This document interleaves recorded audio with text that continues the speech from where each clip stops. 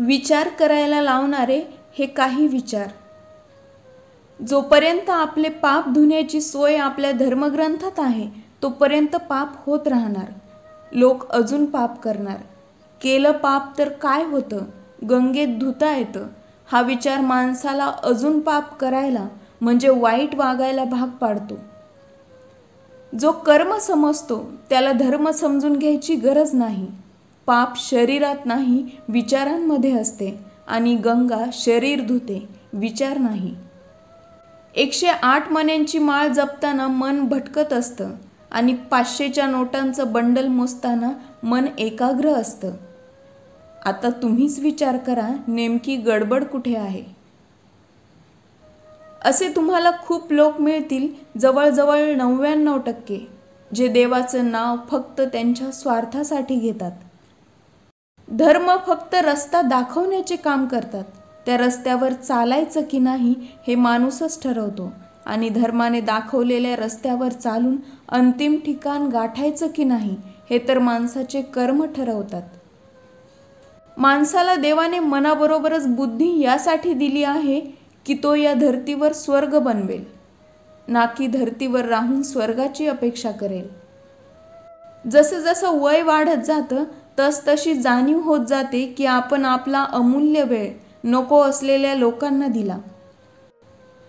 सुखात असताना धर्मकार्य म्हणजेच इतरांची मदत करायला हवी.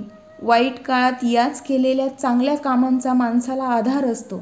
धर्माच्या नावाने केलेली कर्मकांड माणसाला वाईट काळात वाचवू शकत नाहीत. एक वेळ होती जेव्हा आपण विचार करायचो आपली पण वेळ येईल, आणि आता वेळ अशी आहे की आपण विचार करतो गेलेले ते दिवस किती छान होते. मनातलं सगळं सांगणं बरोबर नाही. इथं मित्र कधी शत्रू होईल याचा काही नेम नाही, म्हणून जास्त मोकळं राहू नका कोणासोबत. गीतेमध्ये लिहिलं आहे, ज्याने साथ दिली त्याला साथ द्या, ज्याने साथ सोडली त्याचाही तुम्ही त्याग करा. कष्ट न करता देवही कोणाला काही देत नाही आणि चुकून काही मिळालंच तर ते जास्त दिवस टिकत नाही.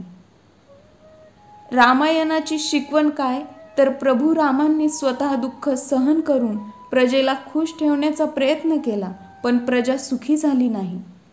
तात्पर्य काय तर दुसऱ्याला खुश करण्याच्या नादात स्वतःला दुःख देऊ नका, त्याचा काही उपयोग नाही. धर्म म्हणजे काय तर जो चांगली शिकवण देतो, परोपकार करायला शिकवतो, माणसाला माणूस म्हणून जगायला शिकवतो, तो धर्म आहे. माणसे मारायला सांगणारा धर्म नाही, तो अधर्म आहे. कशावर अभिमान आणि अहंकार करतो माणूस. तुझ्या माझ्यासारखे कितीतरी त्याने मातीपासून निर्माण केले आणि मातीत मिसळवले. लालचीपणा आणि हाव माणसाची अक्कल गहाण ठेवते. कुठल्याही गोष्टीची हाव माणसाला नको त्या थराला जाऊन नको ते काम करायला भाग पाडते. कुणाचा बदला घेण्यात किंवा कोणावर सूड उगवण्यात आपला वेळ खर्च करू नका, जो तो आपल्या कर्माने जातो. मनाचा खरेपणा आणि चांगुलपणा कधीच व्यर्थ जात नाही. ही तर ती पूजा आहे ज्याचा देवही शोध घेत असतो. देवळात जाऊन देवासमोर उभा राहून त्याला काही मागायची काय गरज आहे, तो तर देव आहे. मग काय चांगलं आणि काय वाईट ते त्याला माहीतच असेल ना. तुम्हाला तुमच्या आयुष्यातले जास्तीत जास्त महाग धडे तर स्वस्त लोक देऊन जातात.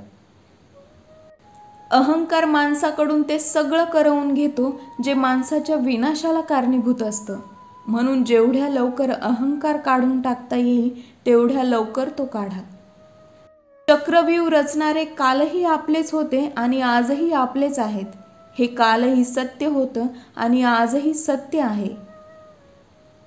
देव कधी आपल्याला शिक्षा करत नाही, आपले कर्म आपल्याला शिक्षा करतात. म्हणून कर्म चांगले ठेवा. देवाला काही मागायची नवस सायास करण्याची गरज नाही पडणार. गीतेमध्ये लिहिलं आहे, मूर्खांना कधीच ज्ञान देऊ नये, ते त्यांच्यासाठी विषासमान आहे. कोणाचा वर्तमान बघून कोणाच्या भविष्याचा विनोद करू नका, कारण काळात इतकी ताकद असते की तो कोळशालाही हळूहळू हिरा बनवू शकतो. माणसाचे काही कर्म असे असतात की ज्यांची शिक्षा त्याला कायदा नाही देऊ शकत. नियती त्या कर्माचा हिशोब करते. शिकणं कधी थांबवू नका, कारण आयुष्य शिकवणं कधी थांबवत नाही.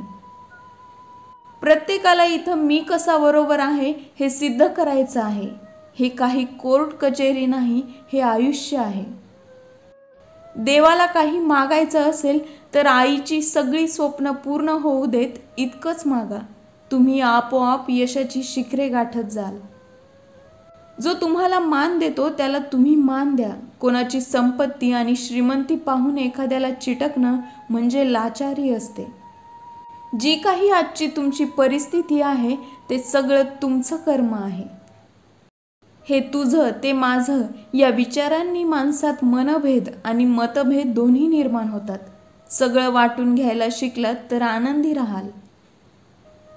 न दिसणारे देव म्हणजे आईबाप आणि आईबाप म्हणजे दिसणारे देव.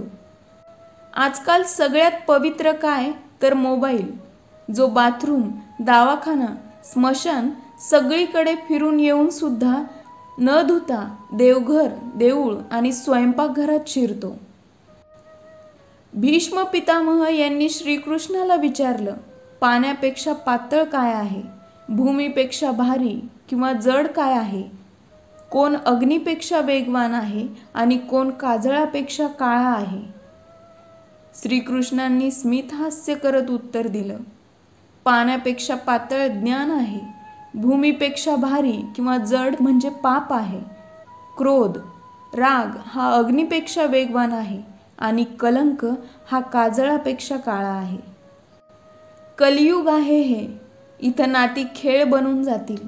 सकाळी आयुष्यभर सोबत राहण्याच्या शपथा घेणारे संध्याकाळपर्यंत एकमेकांचे जीव घ्यायला आसुसलेले असतील.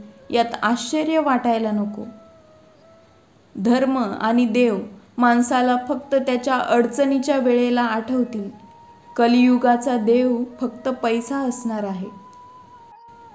जेव्हा आपण गव्हाचा एक दाणा पेरतो आणि आपल्याला त्यापासून असंख्य दाणे पिकाच्या रूपाने मिळतात, तसंच आपल्या कर्माच्या बाबतीत असतं. श्रीकृष्ण म्हणतात, ज्याला तुमची कदर नाही त्याच्यासोबत उभे राहण्यापेक्षा एकटे उभे राहिलेलं कधीही चांगलं. व्हिडिओ आवडला असेल तर चॅनलला लाईक, शेअर आणि सबस्क्राईब करायला विसरू नका.